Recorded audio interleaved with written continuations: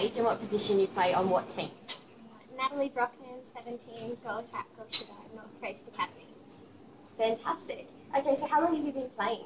I've been playing since I was 5 or 6 years old when I was little. And what originally started you playing netball?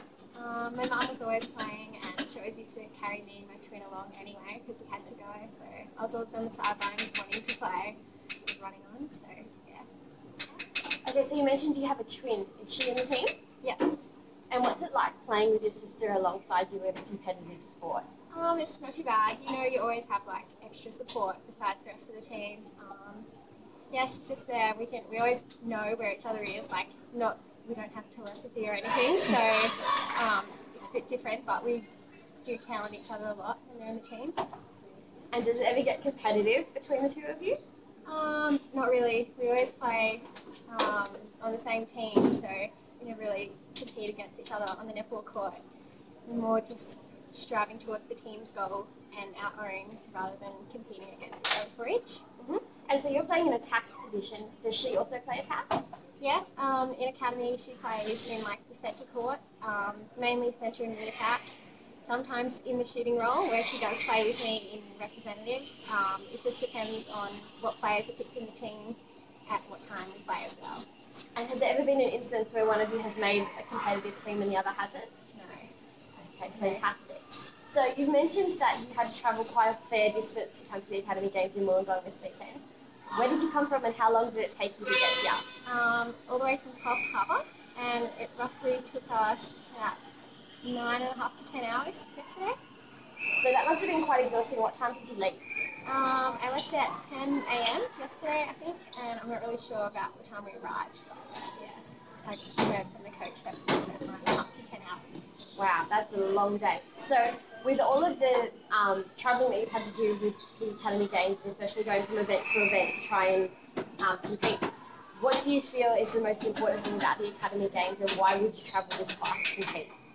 Just the atmosphere, I guess, and like meeting new friends and stuff like that. The competitive environment is what keeps bringing people here, I guess, and just how fun it is, like the opening ceremony. Some people probably say it's boring, others really enjoy it. Have inspirational talks, like from Olympians and stuff like that, and we look up to people like that, and we have our role models who go through the same stages of netball as we are going through now, and I guess that's just why we come to netball all the time, to aspire to be like the people that we look up to. And who is it that you look up to and why? Natalee Medhurst, she's my favourite. I look up to her. Like, she's not one of the tallest people on the court, and she still gets her job done efficiently. I'm a bit like that sometimes, like I'm a bit short, and I haven't been picked in some team support due to that height restriction. Yeah, so I think we are very similar, and yeah, I just watch her all the time. She's just so good in whatever she does, defense, offense. Yeah. So being in the goal attack role, you're obviously one of the key players for the score, like for point scoring, obviously. How does that impact your game? Is it very stressful being in a position like that at a high competitive level? Sometimes I think about it, and like not so much on the court. I just need to get my job done to allow the team and everyone to be happy and stuff like that, and to be happy with myself. I've never actually thought of it as a negative, like everyone has their position. I've never really played anywhere else except for when you're in netto and you have to play all the different positions, but yeah, my mum was a shooter as well, so just followed her, and yeah, I don't really have any troubles with it. Sometimes I get frustrated with it, sometimes it's alright. So how do you feel that your personal play today? Not too bad. I missed a couple. I could probably work on defense a bit more, but then again, first game, and just like travelling and stuff like that, and getting used to everything, just it'll come together in the end. And how many more games will you be playing this weekend? I'm not really sure. I think about 7 maybe. Wow. 7.5, yeah. So how many more games today? We have 3 today. Yeah. And with all the preparation that's gone into this event, how many hours a week are you dedicating to your training? We have, for my rep training, we have a 2-hour session on Tuesdays. We have a game for now on Wednesdays, and we train before or after, depending.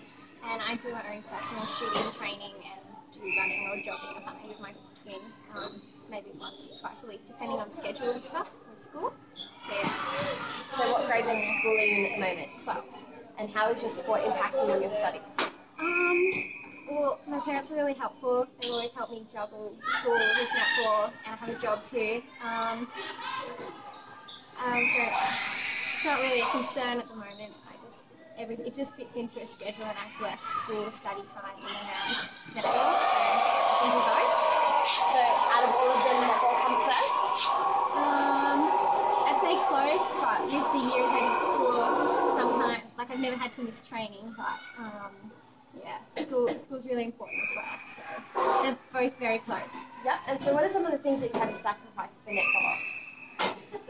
I've had to give up working and probably sometimes a social life as well, but then again, netball has its benefits with social life as well, so it's not really giving up anything, it's just taking the opportunity and doing what I was giving up at another time.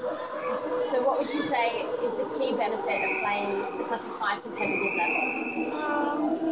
Just get the experience and the knowledge of netball, not only of the skills but the mentality of the players who play at a high level, and we can go through exactly what they've experienced in their previous netball career as well.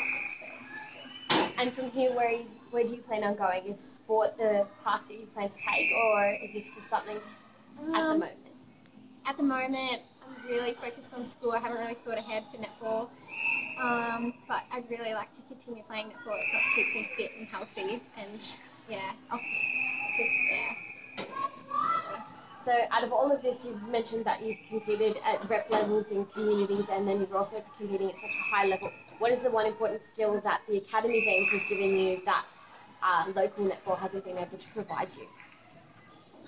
Probably the competition against players who train almost every day or have an intensive training program like the Sydney teams. Like they all live close enough together to train maybe once every 2 weeks or something like that. Our academy probably meets like once a month during the academy season. So playing against them allows us to pick up their skills as well as our own from our coaches and our academy. So it's good. Okay, fantastic. Thank you very, very much for your time. Thank you.